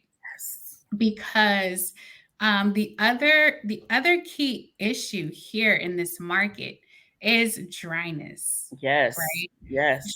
Dryness is the leading cause of breakage, Mhm. which means that Mhm. your hair is breaking off as fast as it's growing. And so it gives the illusion that your hair is not growing. And it's not that your hair Absolutely. is not growing, it's that it's breaking. So Yes. we really Length focus on length retention. retention. So tell us about that, Robin, because Oh that is my another goodness. key technique that has been transformative in this industry too. When it came to the steam therapy aspect, you said it, Candace. It was okay if dryness is one of the leading causes of breakage. We have to infuse moisture at every step of the way. Yeah. That was the other revolutionary part of an ionic blow dryer and ceramic tool. The ionic blow dryer will take a giant water droplet and make it into these nanoparticles that actually penetrated in the strand, don't lift the cuticle, and hydrate the hair. I was like, oh my God, this is crazy. And so Right. now you're boosting the moisture content beyond belief. So you now have this length retention. So steam therapy opens the cuticle, allows the product to actually penetrate deeper, which now the hydration levels and the moisture levels are up, and you can retain the length because you're no longer breaking. And the Mhm. ceramic tool would seal it in. And so Mhm. everything needed proper technique, because then you get the questions, well, does steam therapy really work? Well, if you have a lot of buildup, nothing's going to go in. And to your point, that's why detoxing and clarifying the hair and scalp was so important as well. And so every technique, every point of the process, from the consultation to the cleansing, the conditioning, to the leave-in of choice, Yeah. in which category of product, everything matters in hair. All matters Everything in matters. healthy hair care. And so we have so much to share. And that's the beautiful thing about the Hair and Beauty Network as well. Our virtual communities are the place Mhm. where we get to talk to the consumers and the professionals. In that way, everybody's on the same page. Because at the end of the day, are you getting good results? And we always say, the proof is in the poof. Exactly, exactly. And we're really here to transform hair. Like we're transforming the industry and we're transforming hair too. Yes, Because absolutely. when we talk about our birthright, and our crowns, right? Our crowns have so much versatility. And that's Mhm. what we love, helping women have those aha moments with what their hair can really do. Yes. Because another thing that we're seeing is like so much hair envy, like so much thinking that my hair needs to look like that, instead of embracing the crown and embracing your crown, right? Like Mhm. if God knows the numbers of hairs on your head, he Right. designed your crown to look a certain way. So it's just kind of going back to embracing your natural beauty, and most importantly, not feeling like you have to look like anyone else. Those are the transformations that we're having in our consultations, because we want to help you reach your goal and also reach your moment of just self actualization, like loving Yes, your yourself. signature Your style. signature style. Yes. Like one of our first questions we asked is, what do you love about your hair? Like, what are the things that you want to bring out? Because, as we saw in the beginning, this all has psychological effects on us, right? Mhm. And the vision for MyAvana and our impact for women is to help you awaken to your potential within and to be your best self, Yes, not yes. to be the self that you think you should look like, but Mhm. your best self. And so I just love, again, I'm just feeling just so much gratitude for all of you who are making a difference in this industry. And grateful for you, Robin, for introducing these techniques in the market. I mean, where would we be without Robin? Because you I know, know, and, steam therapy also, Candace, for our lovely entrepreneurs, because there's a balance of business and beauty in our world. Like, yeah. for surely we are strategists by heart. It was a revenue stream that allowed us to have impact on our bottom line for treatments. And that was great, because before, I never charged for treatments when I did chemicals. Like, I'm going to take all of that out of your hair and then charge you extra for the conditioner. Come on, Come on people. now. Let's have Right. some integrity about this. Just a For not real. a little, but a lot. And so it's an integral move of, if I do this to your hair, in order to support it to be its best, I have to reconstruct. And so those are the type Mm, of things that we stand on when it comes to achieving healthy hair, because healthy hair takes honesty. yes. It takes honesty. Come on, honesty and integrity. Yes, Like, yes. let's bring that back into the hair industry because, to your point, capitalism in our society is driving the extraction of profits over people. And when you put profits over people, you put people at risk. That's a High destructive risk. path, right? We talk about the relaxers, right? That was the high ticket item, and other high ticket items, especially when we look at, people just, well, we're going to have a whole other segment called In These Hair Streets.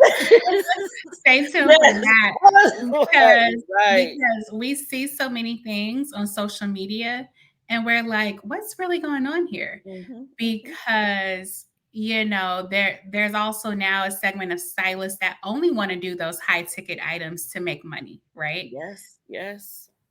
But sacrificing the care, right? Sacrificing the health, so much so that they want you to show up to your appointment with your hair already washed and blow dried. Like, what? Right. I thought that's what I was coming to get That my is against hair the done. law in my world. Like, you cannot sit in the chair unless we shampoo your hair. I'm like, what did Yeah, they use? And yeah, I think that people need to understand the importance of product selection. Like, for your result, if your cleansing condition is not where it should be, at the end of the service, it's not going to perform right. right. And there's just a standard of excellence in hair care that can't be compromised. Yes, it can. It can. And so that's what we're here for. That's what we want to bring excellence back into the industry. And really, helping again, we're all about new career paths and new Hmm. innovative business models, right? Because we know that we are in business to make money, right? But it's just really about being in divine order and not putting that over people. Because at the end of the day, we're serving people, right? And we want them to have the best experience possible and to really not feel dependent on these trends or these things that are making them look and feel a certain way, and now we're all buying into that to make money. So that's Hmm. what we really want to disrupt, and we really want to introduce innovative business models to serve the customer, because as we spoke about consultations, and with what Dr. Susan is doing, we Hmm. envision consultations through the retail industry too, Oh, right? yes. So when you go to buy products, what would it look like to have a concierge approach and Hmm. have someone guiding you to the right product, right? Right. And so that's what we're introducing here. And so with our final minutes today, I just want to highlight our remaining honorees today, who have very busy schedules, but we wanted to make time to just give a salute and to just show Hmm. you all the amazing things that are happening in this market, so that we can really be inspired to push forward in all the ways that we're talking about today. And so next, I would like to highlight Tracy Pickett. She's the founder and CEO of Hairbrella. I had the pleasure of also meeting her, I want to say in 2017. And so, for all of you in the audience, how many of y'all remember, like, when it would be raining outside and you don't want to get your hair wet? You grab a grocery bag or something to for your hair because you don't want your hair to swell up. We already know, like, hair and rain don't mix, right? We know that. But Tracy invented this amazing hat that's literally like a hair umbrella. It seals your hair so that moisture won't be infused and mess up your hair. And Mhm. I remember meeting her in the very beginning. I have like one of the first prototypes, or probably at that point the second or third version of it. And I just thought it was so amazing and a genius moment of when you have those ideas, right? How many of y'all Mhm. have had ideas before? Like, man, I wish I could just boom, boom, boom, or maybe we should invent this, but you never moved Mhm. on it, right? Tracy Right. actually moved on it. She got her patent. I remember when I was talking to her at the Mhm. time, that was all in the works, and now it's a multi-million dollar company. They're expanding into all different types of hats, but I just love how she just really zoned in on this problem, this one unique problem when women don't want to get their hair wet, right? Now you can have a hair umbrella on I deck to love protect it. your hair. She's an attorney, and I just love Mhm. how she just really did the work. And we saw this business grow. And I just salute Tracy. She's taking some much needed vacation time. And I just love to Absolutely. celebrate her. This is for all the entrepreneurs that have ideas, witty ideas and inventions. Yes, If yes. you And have things that you want to bring to market, we are about to help with some resources for that. absolutely. I want to send a shout out to Tracy for her great marketing because when Yeah, that water just splashed right. on Y'all her probably saw the model, and I video. think that was just one of her friends, I was like, oh my God. And she took that hair out and it just started flowing. And it I was still like, now flowed. that Yes. is a winner. Yes, Yes, absolutely. yes, I remember that. We were actually on a panel at the Essence Entrepreneur Summit Yes, together yes, with Beatrice absolutely. from the Honey Pot, and at that Mhm. time, that ad was going viral. I think it has like millions of views at that point.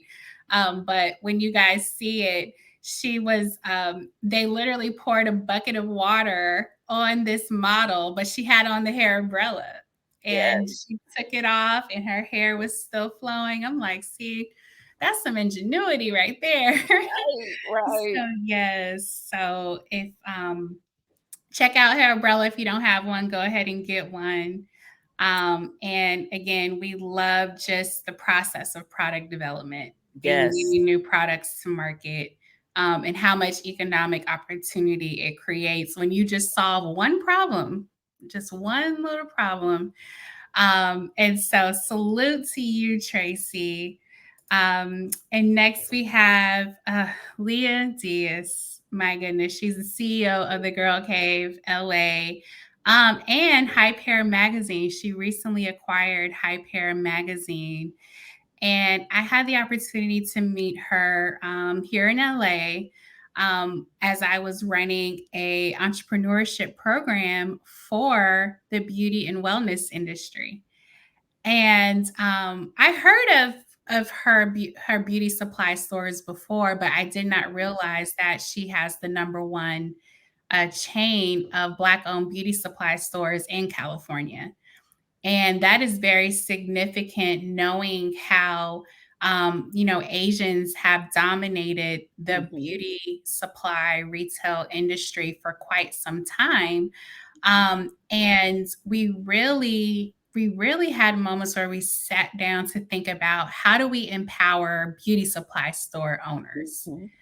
Mhm. and knowing that there's so much incredible potential there, and so much more to come on that. But when I met Leah, she was so gracious to have me bring a group of entrepreneurs to her store, Mhm. so I could interview her and really understand how she grew her business, right? And when I tell you, I learned so much from her in that 1 hour. She is a true go Yes.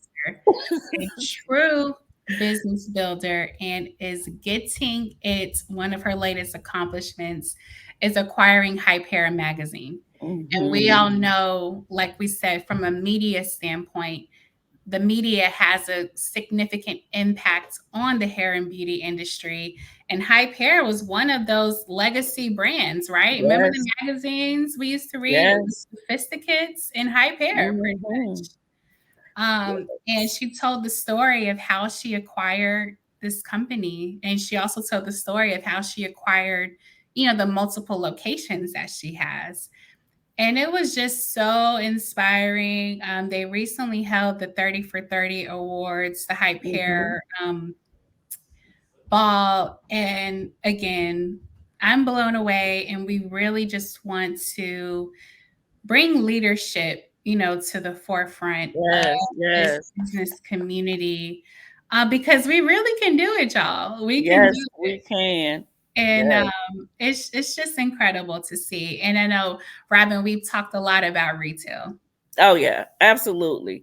And shout out to Pamela Booker, who's actually one of our beauty bosses. She got Yes, an award we from sure did. Leah. And she's the one who introduced me to Leah. So shout Oh my out to goodness, look at there. And Pam. fun fact, their first new what was it? Cover when she acquired it, Selena Johnson, who's one of my clients, was on the cover and I did the hair. I could not even believe That's that the right. circle is just The this full circle tight moment. fit. Yes. And that was really exciting because with Selena, she is one of those entertainers that embraces her natural hair. And so I was excited that they chose her for the cover. It was an amazing shoot. So thank you, Yes. Leah. Shout out to you. We really appreciate Yes. bringing Hype Hair back in Yes. retail. Candace, Yes. share a little bit, if we have some moments, about our retail success system, which I'm super excited about. I am so excited. Let me just tell y'all, we have been building because we realize it takes a full industry approach Hmm. to transform this market. And from a retail standpoint, if we're recommending the products, we got to go tell you where to buy them, right? Right. And think about when you go to retail stores, let's say you go to Target, right? And you're walking into an aisle of now hundreds of products, right? So we don't have a little small section anymore. There are aisles full of products for natural hair. Where do you start? Where do Where do you you start? start? Right. So we're providing the retail success system to provide Hmm. our personalized recommendation technology in store. Yes, that's And so so, exciting. yes, so it can literally take all the SKUs of your products that you carry in store, and put it into a system where it provides the personalized guidance to the consumer to tell them what to buy. Yes. And so I want to shout out to Taryn, who's here, because I actually met with her about this last year when we were in the prototyping stages. Hmm. And I think that between Atlanta and LA, those will be the first markets that we launch it in. Um, it's really an opportunity to bring innovation into our Black owned beauty supply stores. Absolutely. And so we're looking at retail, from the independent beauty supply stores all the way up to the mass market retailers. Hmm. But knowing that, again, when we're talking about creating wealth, and really activating communities too, like we want to be Hmm. able, when we recommend the product, we want to say, hey, check out Taryn's store. She's, zero point 0.2 Absolutely. miles away from you, right? Yes, And yes. so it's really a whole plan to activate, different communities and really know Hmm. what retail stores to drive you to. And so that's what we'll be releasing this year. I love it. It is so So, necessary because even when yeah, I go into the beauty supply store, I'm like, "Ooh, what should I get? yes. What should I get? Where do I What should I start? get?" And being a product researcher, you leave with everything. You like, I didn't even get my edge control. What am I doing? Right. Listen, Stay we need a focused. whole Stay suite of focused. stuff, different styles, different products. Listen, I was looking for my Mhm. edge control this morning. Like, where did it go? Yes, I So, love it. so yeah, shout out to Leah doing amazing, incredible things. The Yes. epitome of a boss, beauty boss. And last but not least, we want to highlight Miss Essie Eggleston Bracy. She is Miss AC Eggleston Bracy is the Executive Vice President and COO of Beauty and Personal Care at Unilever. Yes. And I love this woman so much because she's so authentic. She is so intentional about how she's leading one of the largest global companies in Mhm. personal care. But she still made time to meet with me one day. And I will Mhm. never forget that. By way of introduction, with one of my colleagues in Atlanta, I was again navigating this market and really trying to Mhm. understand how do we partner with product manufacturers to provide a personalized hair care experience. And we ended up meeting, I believe this was in 2019. And Mhm. I was just exploring, seeking understanding, guidance, right? And she met with me and she was incredibly helpful during that Mhm. and so, fast forward last year, we actually re-engaged with Unilever through their innovation department. And so, I'm so excited to announce that Unilever is our first partnership that we're launching with this month, and we'll be licensing our technology to the Shea Moisture brand, e-commerce online. And I can't thank AC enough because as I was navigating this deal and forming this partnership, I would reach out to her at different times, like, hey, I'm trying to move this forward, trying to connect with the right people. And she always responded. So, Thank you. but one other incredible leadership area that she's leading right now is in public policy when we talk about natural hair in the workplace. Mhm. So, some Mhm. of you all may have heard of the Crown Act.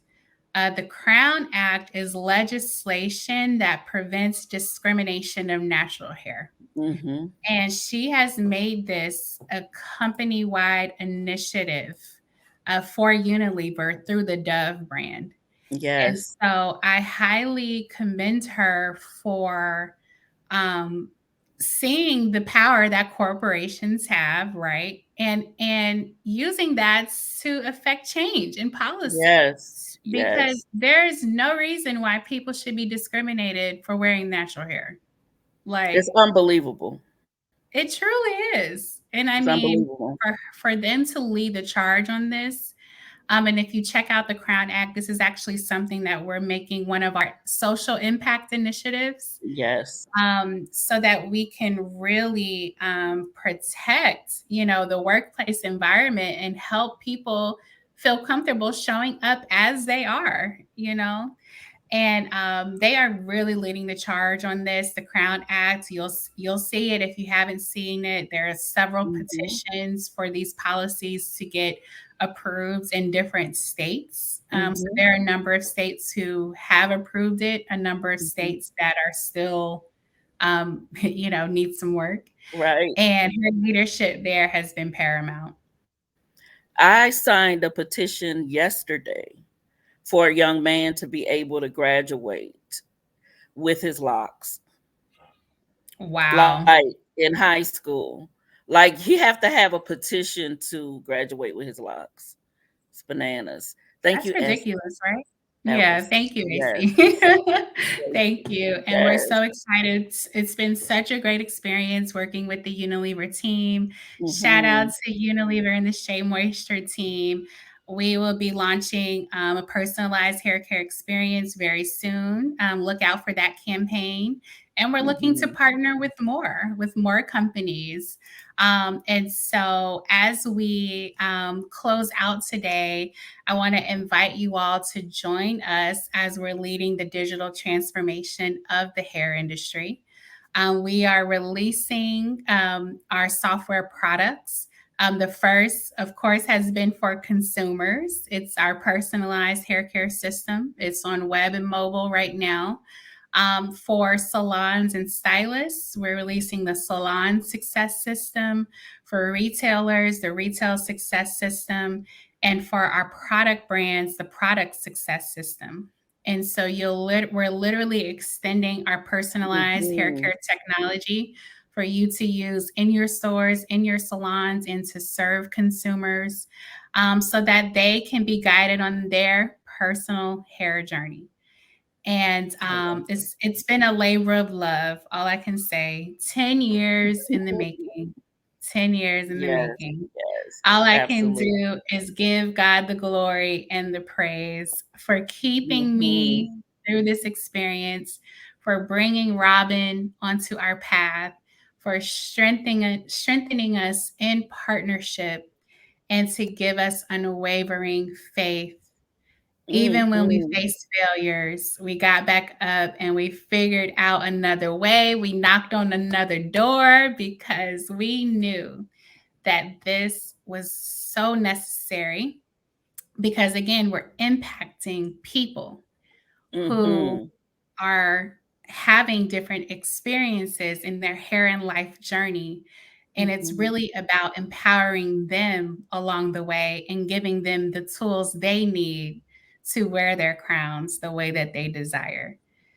And Absolutely. so we are opening up our hair and beauty network for all businesses to join, sign up. Mm-hmm. We are, once you become a member, you're officially a beauty boss. And we are going Mm-hmm. to meet monthly to share new business opportunities, form new partnerships, new collaborations Mm-hmm. amongst the network because we realize that there's power in collaboration and partnership to build. Yes. Yes. And we'll be uh, licensing our technology as well. So you'll be able to sign up for that. Um, Again, Dr. Susan was been our first one. We have Mm-hmm. been perfecting our process with her. So everyone who registered today, you'll get a link to sign up and really to join this journey with us to transform the Absolutely. hair industry through science and technology. Thank you So, so much, yeah, Candace. I just wanted to yeah, say quickly as we close out, um, in the center of this, we know that education is so key. So if you yeah, have a company, a product, and you want to form a great education department, please join our network. We love to support in helping you customize that and just build your system out where we are all founded in this healthy hair journey. And so I just wanted to add that as well. And shout yeah, out to you for navigating in the big business space. I know that it is not an easy job as a CEO to go in uncharted territory and show up mhm, bold and humble at the same time. And so just shout out to you and shout out to all of the companies who see value in what we do. It doesn't yeah, go unappreciated. We have much gratitude, and so I yeah, just wanted to share that.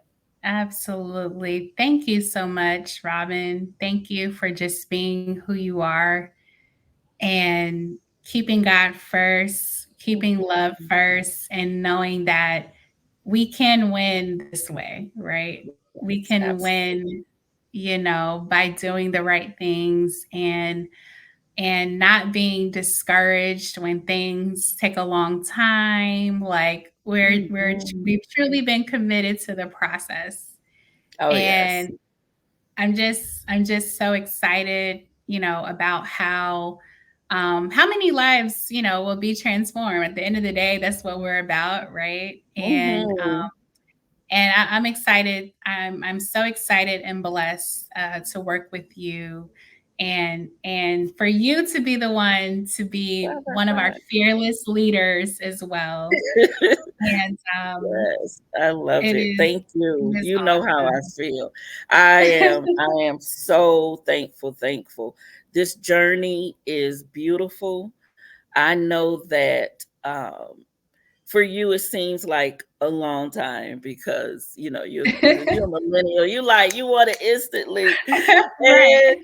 And but the truth of the matter is it has been so rich along the way, every step. And I was like, oh my God, we had failures. I didn't even know.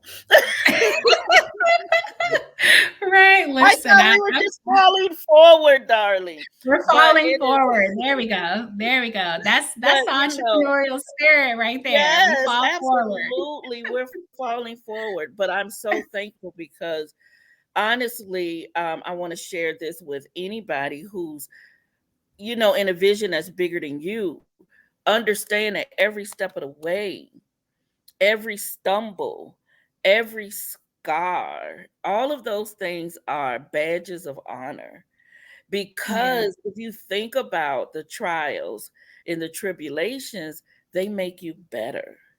And they I really. know we want it warm and fuzzy and loving because, I do live in La La Land occasionally, which I like it there. But the truth of the matter is, you become a warrior when you are able to conquer in war. And so I leave Yes. that and I'm just so excited. So thank you, Candace, so much. This series is going to be amazing and we got so Yeah. much to come. So this is So the much first. to come. Yes. So we Yay. will be doing this quarterly. So we Mhm. will see you all in Q2. We will be emailing out the link to join our hair and beauty network so we can start working together and the journey continues. Yes. So thank you all for joining today. We truly appreciate it. Thank you for sharing space with us. And we Yes. hope to work with you as well. So, you guys Absolutely. have a great day and continue enjoying Women's History Month. Yay. Take care, Bye. everyone. Bye-bye. Bye bye.